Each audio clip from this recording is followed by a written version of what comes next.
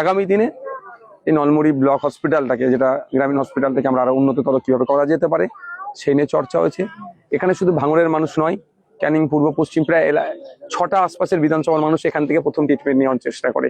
ফলে এখানে যদি হেভি ট্রিটমেন্টের আমরা একটা অ্যারেঞ্জ করতে পারি, প্রায় 30 বিঘা জমি আছে হসপিটালটা, আগামী দিনে এটা সরকার চাইলে মেডিকেল কলেজও করতে পারে। আর একটা যেটা বিষয়, এই জমি, এই হসপিটালের জমি অনেক নাকি অবৈধ দখল হয়ে যাচ্ছে, অবৈধ, সেগুলোকে উদ্ধার করারও কথা আজকে আলোচনা হয়েছে। কারণ হসপিটালের জমি কোনো কথাই হবে না, হসপিটালের জমি হসপিটালের কাজে ব্যবহার হবে।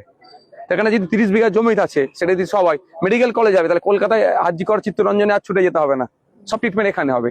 সেই জমিগুলো উদ্ধারের আলোচনা হয়েছে।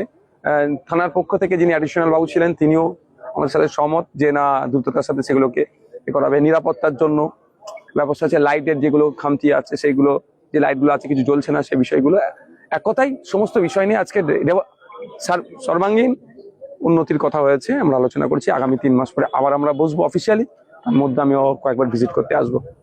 যে সাধারণ মানুষ যে এখানে আসলে একেবারে যে সিজারের কথা আপনি বললেন, তবে সিজার নিয়ে এবারে কি পরবর্তী চালু হবে? দেখুন, সেটা নাই যাতে এখানে হয়। এমনি এখানে প্রতি মাসে 80 থেকে 100 জন নর্মালি ডেলিভারি হয়। যদি কারো সিজারের প্রয়োজন হয় তাহলে এখানে সেটা পাচ্ছে না, তাদেরকে দূরে চলে যেতে হচ্ছে, না প্রাইভেটে যেতে হচ্ছে। গরিব মানুষ প্রাইভেটে না যেতে পারলে তাদেরকে দূরে যেতে হচ্ছে কলকাতায়। ফলে এখানে যদি ওই অ্যারেঞ্জটা করা যায়, তারও আগামী দিনে যাতে চালু হয় সে নিয়ে আলোচনা হয়েছে। আরো অন্যান্য ডাক্তার নিয়ে আসার ব্যাপারেও আলোচনা হচ্ছে। তার জন্য যে ক্যাটাগরি আছে সেটাকে আপগ্রেড করতে হবে, কিভাবে আপগ্রেড করা যায় সে নিয়ে আলোচনা হয়েছে।